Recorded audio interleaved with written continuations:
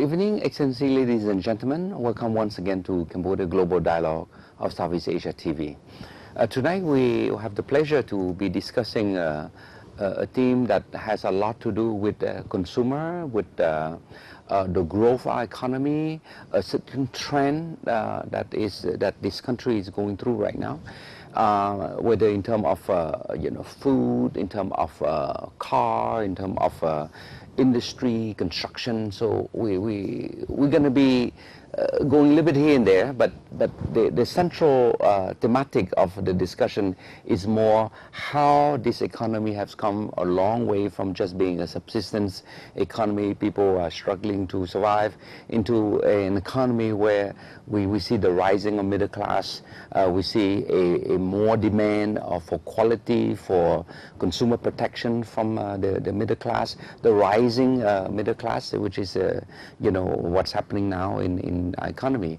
And I have the pleasure to have with us tonight RMA Asia, which is one of the oldest, starting as a trading company in Cambodia. And I have with me Rami Sharaf, who is the CEO of RMA Asia Cambodia. Rami, welcome to the show. It's a pleasure being with you. Yeah. Rami, before we go on, maybe I'd like to give you maybe a few minutes so that you can share with the audience a bit your background, when you come to Cambodia, your professional, a bit of everything. Good. Well, my name is Rami Sharaf. Yes. I'm initially Palestinian. Yes. Oh, what do you mean initially? Yeah, so I came to Cambodia. I'm starting my third year. Yes. I came to Cambodia in June '09. Yes. But before that, I spent 18 years of my career with the world-leading pharmaceutical company in diabetes care, a Danish company. Yeah. And many people ask, 18 years is a long period of time, but I say it was You're still young. You still look young. in interesting spots, because 10 years I was in Palestine, and of course also the Israeli side. Yeah. And then I moved to Baghdad, Saddam Hussein, 2 years, and Baghdad post-Saddam, 2 years. And then 5 years Pakistan. Wow. And after all these hot spots, now in Cambodia, and this is paradise. It's a walk in the park. Why Cambodia? Yeah. Well, I joined RMA group after being in Pakistan. Yes. And I was offered the job. Okay. And for me, it's first time in Asia. Yes, is that right? And I think that Cambodia is the right place at the right time from different perspectives. Yes. I'm a father of 4. Okay. My family also wanted to be in this part, so that was part of the decision. And I can tell you they love it here. Okay. It's a wonderful place to be. Yeah. And if we talk a little bit of economy and how I personally look at it, I think Cambodia at this stage, it's like a dry sponge. I always conclude it this way, that you have this dry sponge that any investment, any big thing that will come, the country is at a stage that will absorb that, and it will be growing, it will be sustainable, and we can get good harvest out of it.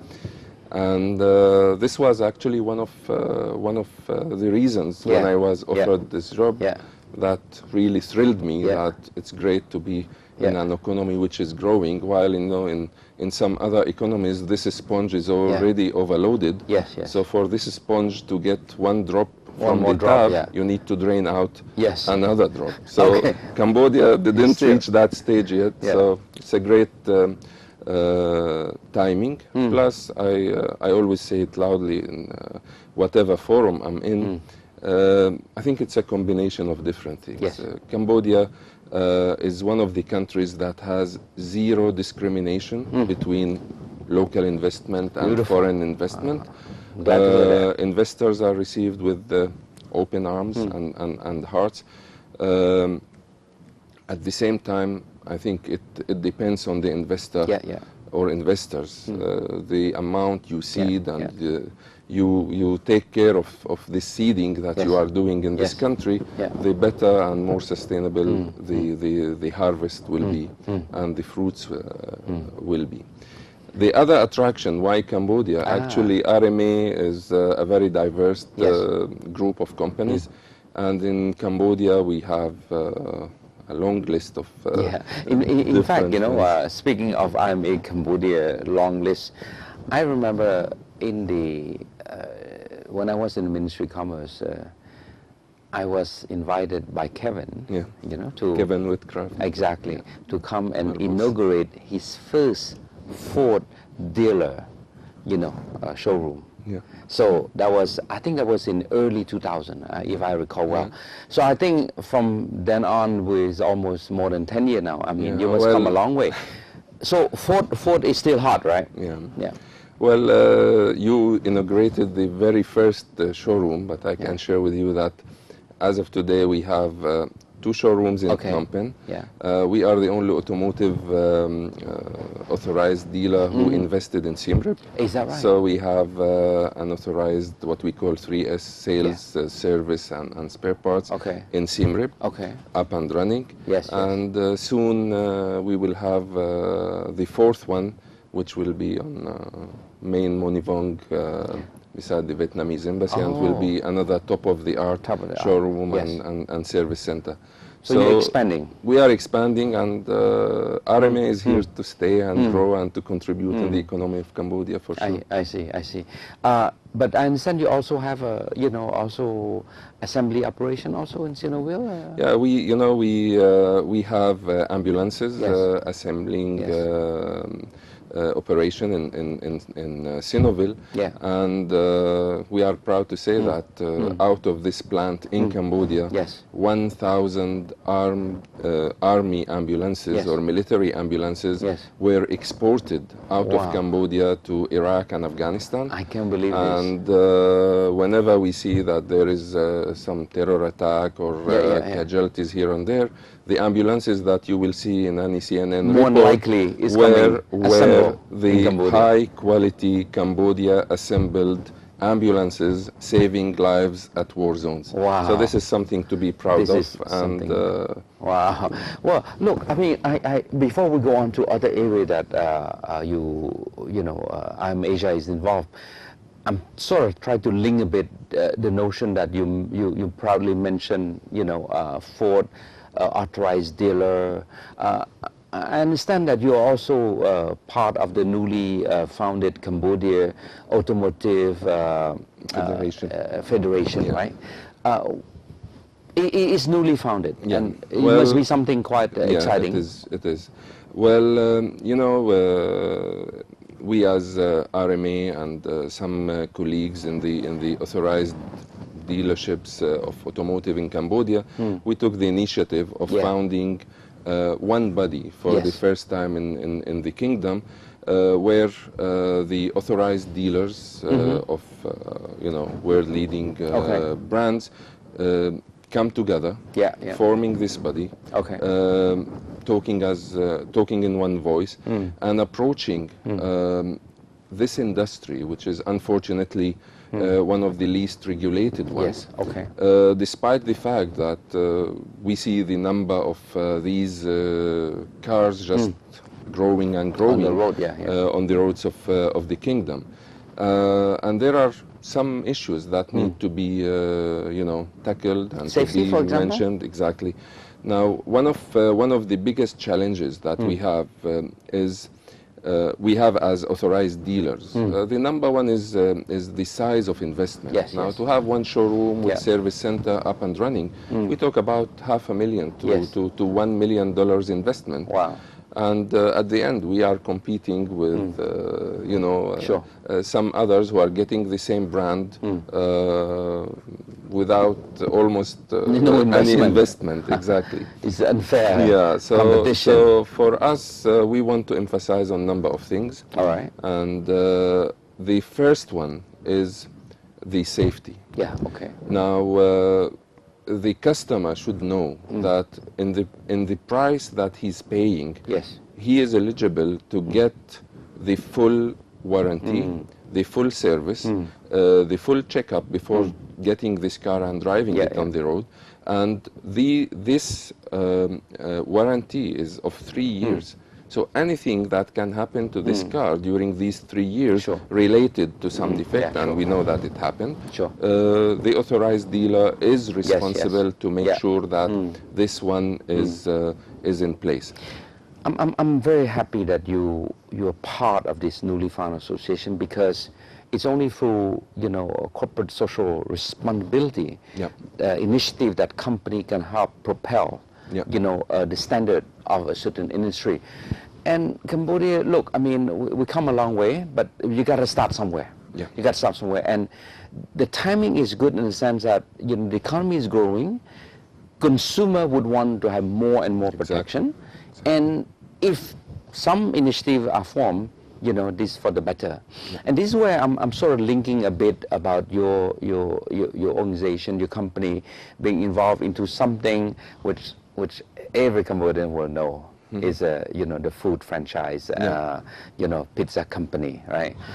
Pizza company, my God, I mean, every time, weekend my son say, look, Dad, we gotta go. And of course, this is something quite new for Cambodia. Pizza franchise is very new, but franchise connotes something different in the mindset of a consumer. But from an economist, from a country development perspective, a franchise connotes a different dimension, which is a level of sophistication. Perhaps you could say a bit about the pizza company, the concept. Yeah, that was, I remember what my boss Kevin used to say, that when initially RMA came with this initiative that we want to bring pizza to Cambodia with a proper franchise of a leading brand like the pizza company, many thought that this group is, what are they thinking? I mean, bringing pizza to a rice-eating nation. I mean, this is this doesn't fit. But I can tell you that we are just expanding, and the experience is very positive. It's very successful. I mean, for me, to many people, we think it's very successful. You know what you mentioned it. No franchisor will keep the franchise in the hands of a franchisee if quality and this high standard of the brand is not kept. And this is actually what we insist on, that this quality from day one this brand was brought to Cambodia, it's continuous and it's sustainable, and we are coming every time with the new toppings, new campaigns. So it's a kind of a dynamic brand. Sure. Now we added to that one Swenson's ice cream, which is another leading brand, and then we completed, not completed yet, but added another brand by bringing the leading Korean brand of barbecue chicken. Is that barbecue chicken, right? Yeah, and what differentiates this brand and why we thought of bringing it, and Cambodia is the first country to bring it in this part of the world, is that it differs from any other, that everything prepared, all the recipes, this food is only prepared by using pure olive oil. Oh wow! So that's that was. I didn't know that. No, it is. So this is one of the differentiators. EFG, which is Express Food Group, the daughter company of RMA, is expanding. We are bringing more brands, and the public will enjoy some of these new franchises. And I want to comment something here. You know, we said in the beginning of our dialogue that Cambodia at this stage, we see this, socio-economic middle class up. And I think the food franchises, whether it's pizza, if it's chicken, if it's cafes, it's a very obvious indicator that this middle class is growing. Its awareness level is to brands, to quality, to taste is also growing, and I think there is good space for more franchises to come. So if I can sort of get the the larger picture, what your company is doing, which is more a corporate business, normal, after profit, after market share, the sort of thing. But for me, I look more from the government, from the country perspective. I see that the success of your company in the different area in the consumer product, high-end consumer product connotated by quality behind, is a symbol, a sort of reflection of the rising demand of a more demanding consumer who happen to have more disposable income, but at the same time demand more quality of life, in terms of food, in terms of, I didn't know that, barbecue chicken, right, is using olive oil, which we all know that olive oil has a lot of health, characteristics there, right? There's another thing that I want to touch a bit, and I think your company is also involved, is in the agriculture sector, right? Yes. As you know, the Prime Minister have just sort of like launched the revised strategic review of the rice export policy, where we are on track. Something like the Johnson was quite pleased to see that 1 year after the launch of the first ever rice policy, we see dramatic increase of export. But to me, the goal is still to achieve in 4 years the export of 1 million metric tons of rice. To get there, exactly, it's not going to be a walk in the park. Well, it's ambitious, but I think what's your contribution in that? The kingdom is up to it, and we as private sector can and will and must play a role in that. Now, if we just look around and see our neighboring countries and see why their production is of bigger quantity, sometimes maybe of certain quality. So if we have a proper gap analysis and see what they have and we don't have, I can say that in RMA we did this exercise, and today we have the #1 leading tractor, which is the John Deere, with a heritage of tens of years worldwide, the American brand. But mechanization is only one aspect. What we need is, as we said in the beginning, we need to start where others ended. So our role as corporates is to get in the latest technologies. The latest technologies in water systems, the latest in irrigation with the latest technologies. Also the same thing with the safe, best quality fertilizers that can get us the high quality product.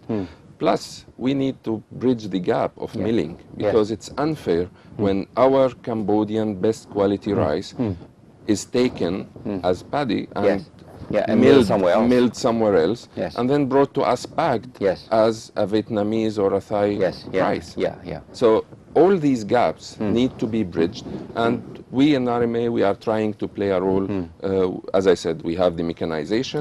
We'll be getting soon the latest irrigation technologies, and also the fertilizers of top brands that are safe and at the same time can give the best results. One of the findings that we had from, I was part of the task force to review the rice export policy, and one of the findings we found is that, the Cambodia now has moved away from subsistence farming to a semi sort of like motorized, mechanized, whatever you call that, where we see more and more utilization of tractor, of motor, of thresher machine, and I like the fact that you mentioned that you are bringing latest technology, because it's one thing to move into mechanization, but if your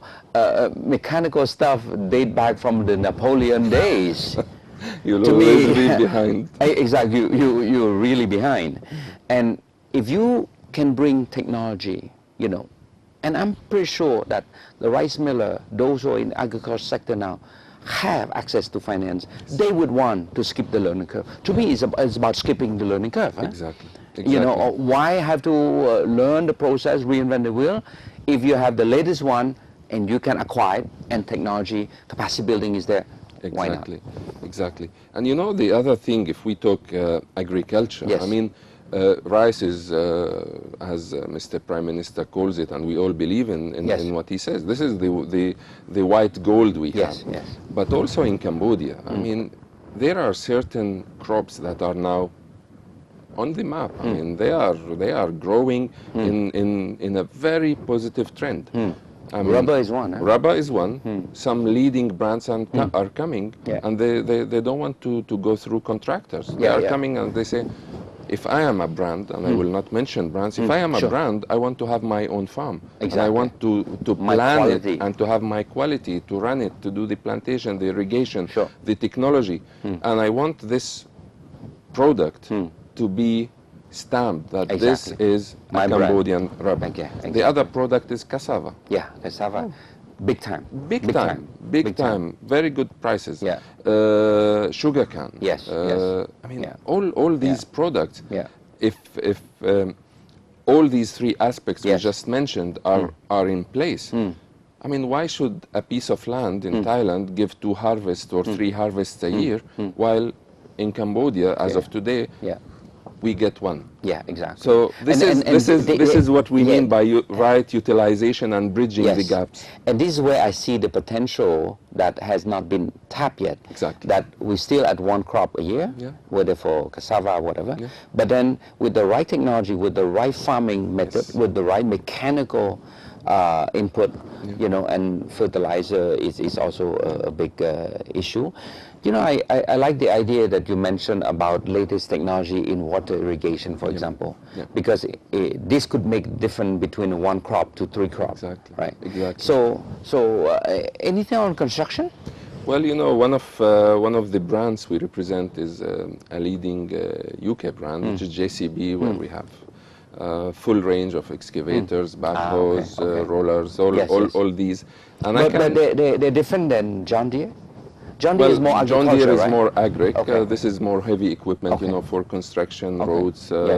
So what I can share with you and the audience is the trend is back. We are back on track. More demand is there. And here I want to emphasize on the same fact that the level of awareness of the customer is felt in all fields. Initially, when we started, it was, you know, going to some used heavy equipment. You just buy it, you get it to the field. It may be broken there. Who will care to mend it? Now the people come. I mean, these investors, and they say, I want the best you have. Yes. And I want the best quality of service. And you know, we have, I call it field ambulances. If it's a John Deere, you will find a pickup modified with all tools branded as John Deere, and I don't need the tractor to come to my service center. These clinics will go to the field and service. And this level of awareness, how important service is, how important genuine spare parts is. So we feel it. So the same thing with construction. I mean, the demand is increasing. More projects are coming. Exactly. I mean, I think we are more and more. We feel that the recession is behind us. And you can see the quality exactly. of this new building. Exactly. So I mean, all these are, as I said, obvious blunt indicators that we are on the right track. Sustainability is there, and this unique partnership, I always portray it as you know, completing a puzzle. Now, whatever big or small the piece of the puzzle is, even if it's of 100,000 pieces, and you build all, and there is one piece missing, and you look at it, you will not remember the 999 pieces. You will say, but one piece is missing. Yeah. So this synergy, this you know, tasks and roles between the different players. If it's the corporate, if it's investors, if it's the government, regulations, investment atmosphere, some positive indicators, the coming stock market, big projects, new buildings. Increasing number of investors, diverse investments coming to the kingdom is I mean, is something first of all to be proud of, but then to build on. And allow me to mention one point. You know, I'm very passionate, and I'll put another hat here. I'm very passionate about the role of the youth in Cambodia. You know, when RMA decided to take part in, you know, we always take part, but when I got the choices, let's say, where are we emphasizing on our social responsibility, I chose, or we chose as RMA, supporting the youth. So there is one organization in the kingdom, it's an international one called ISAC, and this ISAC is present in 110 countries, and it's established like 50 years back, and its role is to groom the youth, mainly among university students, to give them the chance of international exchange, getting these students out, inviting other students from other countries in, getting this interaction. So there is a very leading program of this organization called 1000 Young Leaders Program. We take every batch, we take like 200 of these guys out of top 6-7 universities, and we put them on this program of 3 stages. And the one we are on is stage 2, which is the grooming part. So these guys, we give them the chance of understanding what is a business plan, how it is in a corporate life, what should I take in consideration. And then, I mean, we are not McKinsey, but we have at a certain scale what we call business plans competition.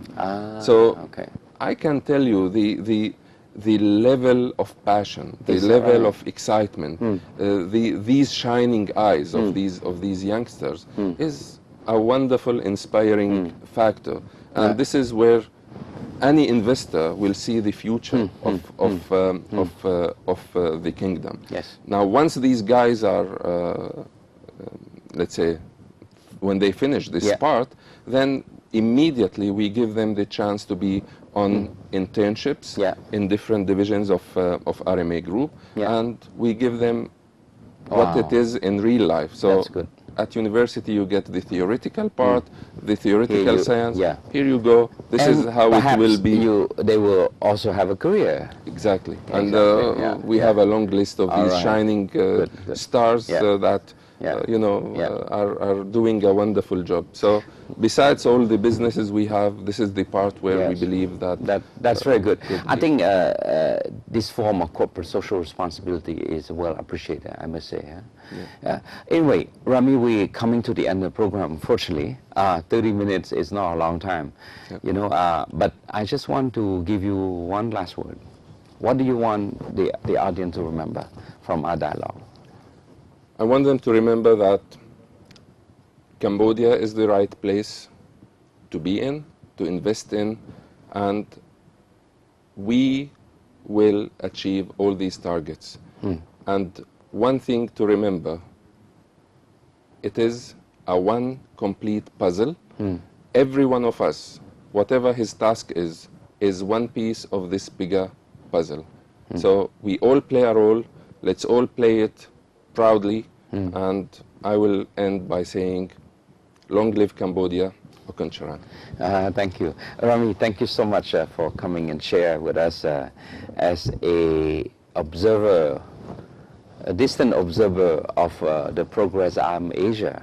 I must say that I'm quite proud that Asia, Kevin, a good friend of mine, right, who I've chosen to start you know, a small business in Cambodia, and he have taken to the level of you know, such a high level of internationalization there, and at the same time I brought Cambodia and your recent anecdote about this program where you now help bring up the young Cambodian to be part of your success. It's quite commendable. And I just hope that other companies will follow suit.